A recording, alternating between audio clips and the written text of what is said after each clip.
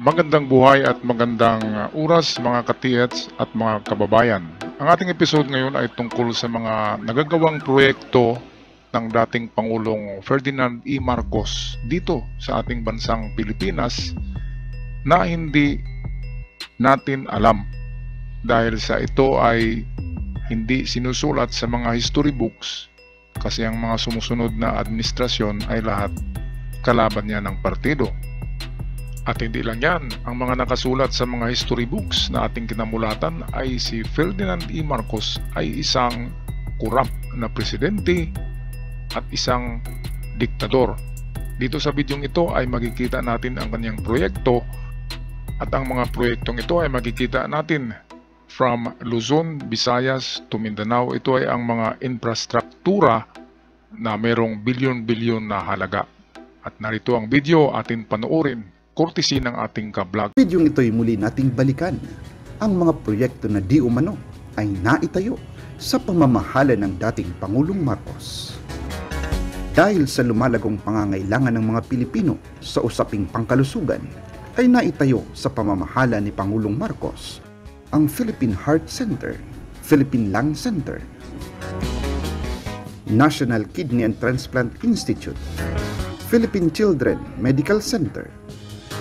Hindi rin nakalimutan ng unang ginang ang kultura ng mga Pilipino, kaya't sa layuning palaguin ito ay naitatag nila ang Cultural Center of the Philippines, ang Tanghalang Balagtas Folk Arts Theater, Philippine International Convention Center, the National Arts Center, na ngayon ay Makiling Center for the Arts, Philippine High School for the Arts, Manila Film Center, Nayong Pilipino, People's Park in the Sky sa Tagaytay City, Coconut Palace o Tahanang Pilipino.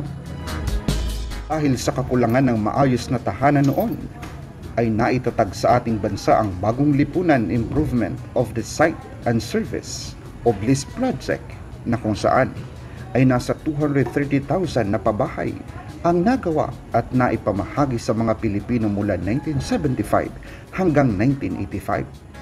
Bagaman, ito ay pabahay ng gobyerno.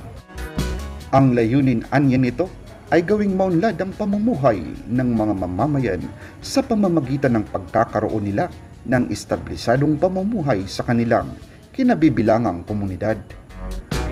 Nagawa rin ng Pangulong Marcos na tugunan ng pangangailangan sa tubig sa ilalim ng Luzon Major Irrigation System at hydroelectric power plants.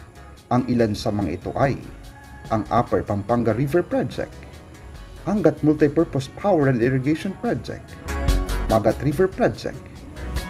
At upang lalong maiangat ang transportasyon sa bansa, ay pinagawa rin ng dating Pangulong Marcos ang North Luzon Expressway, South Luzon Expressway, Manila Light Rail Transit Authority, Maharlika Highway, Manila North and South Diversion Road, E. de los Santos Avenue, Sairi Highway sa Mindanao, De Cagayan Valley Road, at ang Nagtahan at Guadalupe Bridge.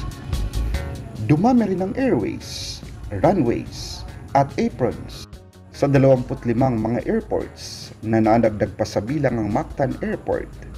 Maging ang mga ports ay dumami rin sa bilang, 55 ports ang nadagdag at siyam sa mga ito ay sa international shipping. Ilan sa mga major ports project ay ang mga ports sa Tacloban, Zamboanga, Ilagan, Dumaguete, Pagadian, Batangas, Pulupandan. Ito ay ayon sa State of the Nation Address noong January 22, 1968.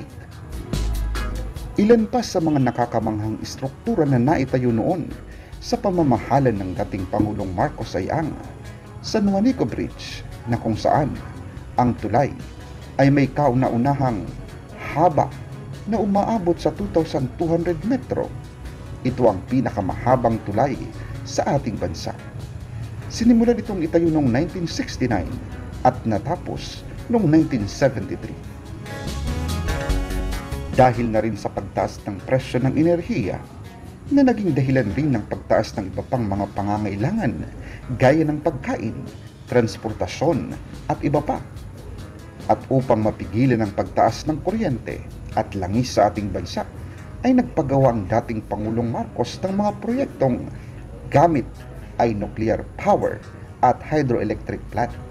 Ilan sa mga ito ay ang Agos 2, 4, 5, 6, 7 hydroelectric power plant,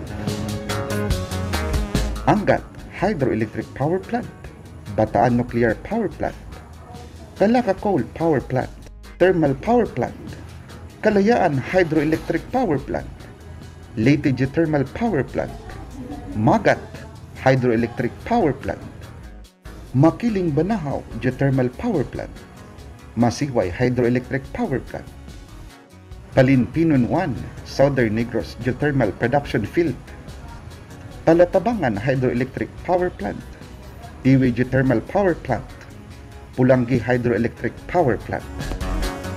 Ayon sa pag-aaral, ay umabot sa 45.6% ang kabuuang populasyon ng bansa ang naabot ng mga proyektong ito. At sa layuning maiangat ang sapat na supply ng bigas sa ating bansa, itinatag ni Pangulong Marcos ang International Rice Research Institute sa Los Baños, Laguna, na kung saan, ayon sa aming datos na nakalap, ay umabot sa 7 milyong dolyar ang kabuang presyo ng bigas na na-export ng ating bansa. Maaring hindi namin nabanggit ang ilan pa sa mga nagawa ng dating Pangulong Marcos. Kung mayroon pa kayong nalalaman, ay maaaring i-comment ninyo yan sa ibaba. Mag-subscribe sa channel na ito para sa mga ganitong videong kahihiligan ninyong panukurin. Maraming salamat sa inyong panonood, mga kasama.